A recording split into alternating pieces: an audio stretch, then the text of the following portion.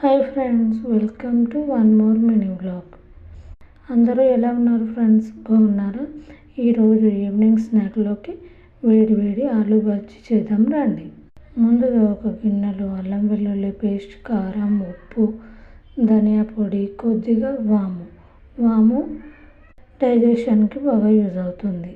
అలానే శనగపిండి వేసి కొద్దిగా వాటర్ వేసి బాగా మిక్స్ చేసుకోవాలి. వీడియోలో చూపిస్తున్న విధంగా జారుగా మిక్స్ చేసుకొని అందులోనే కొద్దిగా సోడాను కూడా మిక్స్ చేసుకొని ముందుగా కట్ చేసుకున్న ఆలు ముక్కల్ని అందులో డిప్ చేసుకొని ఆయిల్లో వేసుకుంటే బాగా ఫ్రై చేసుకొని వీడియోలో చూపిస్తున్న విధంగా గోల్డెన్ బ్రౌన్ కలర్ వచ్చేంత వరకు ఉంచి తీస్తే వేడి వేడి ఆలు బజ్జీ రెడీ.